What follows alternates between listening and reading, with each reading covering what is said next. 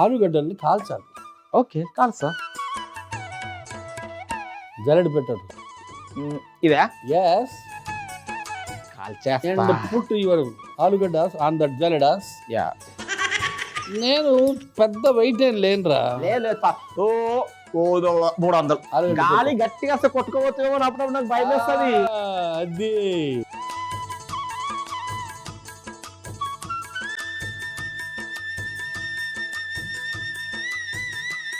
చిన్న మంటలో చక్కగా కాలిపోయి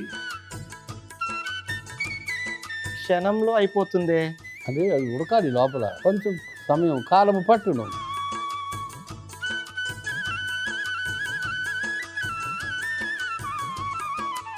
ఉడికేమో చూడు, ఇంత మెత్తగా అయిపోయింది. నిప్పురా నిప్పురా. దీంట్లో వేయాలనా? ఇది డ్రై ఫ్రై చేయాలిగా, పక్కన పెట్టు. అందులో వేసే ఫ్రైంగ్ ప్యాన్ ఎక్కించు. ఇటు పెట్టు. అటు కుదురులేదు, ఇటు కుదురుంది. ఇవి డ్రై ఫ్రై కదా, చిన్న గరిట అందుకు. ధనియాలు, ఎండుమిరపకాయలు, జీలకర్ర వేయించి పొడి కొట్టాలా? ఇది అంతే, అర్థమైంది. పొడి కొట్టి వచ్చే లోపల నేను ఆలుగడ్డ తొక్కలు తీసి రెడీ పెడతాను. తర్వాత మిగతా వంట ప్రాసెస్ అంతా పూర్తి చేద్దాం. అలాగే కొంచెం వేగిన తర్వాత పళ్ళల్లో వేసుకుని తీసుకెళ్ళిపో. అలా తీసుకెళ్ళిపో.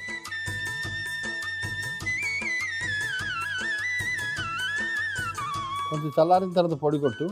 ఈ లోపల నేను ఆలుగడ్డలు తొక్క తీసి పెడతాను. ఒక్క తీయు, వాటి నోట్లో వేయకు.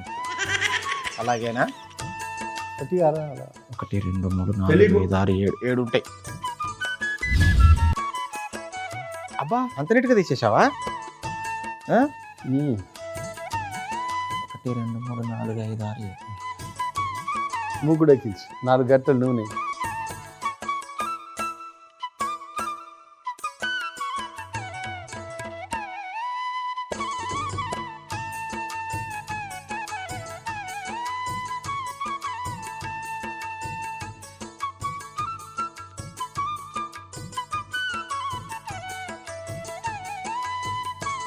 వేసేసా.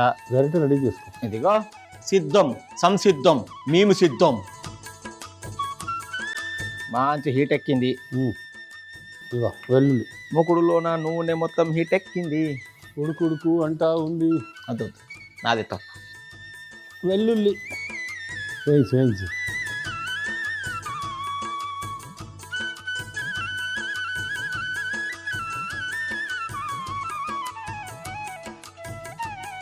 పచ్చిమిరపకాయలు,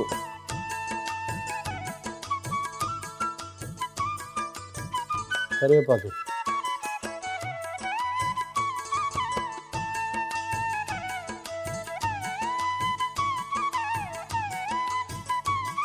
ఉల్లిపాయ. తోటకూరలో కూడా కొంచెం సోడియం ఉంటుంది కాబట్టి ఉప్పు ఎక్కువ వేయొద్దు, కాస్త తక్కువే వేయమంటావు. అంతే. ఇదిగో బ్రోకటి, 1 2 పర్ఫెక్ట్. చాలు రై. అలాగే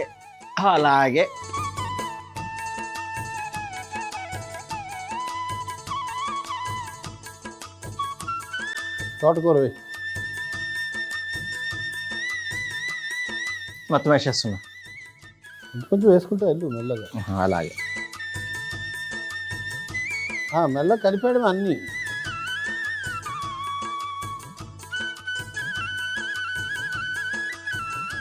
దగ్గరికి అయిపోయేదాకా ఉంచు. అంటే చిన్నగా మొత్తం తగ్గిపోవాలి.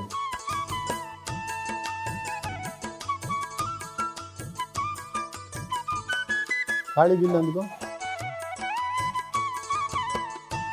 ఏం చేయాలి? పుచ్చుక్కు.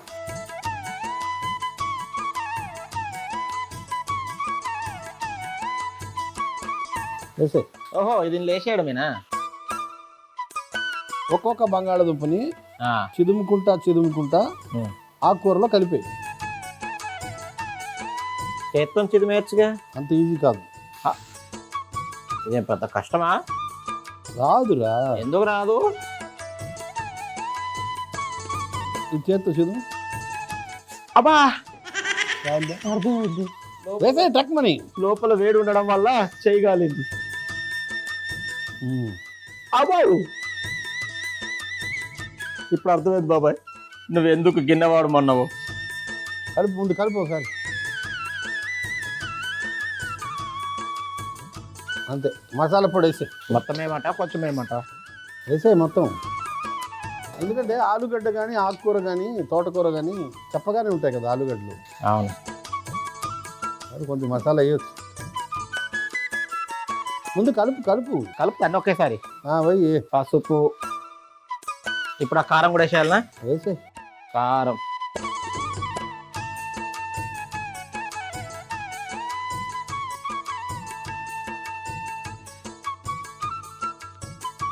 మూత పెట్టేసి సన్న మంటలో ఒక 5 నిమిషాలు మగ్గిద్దాం.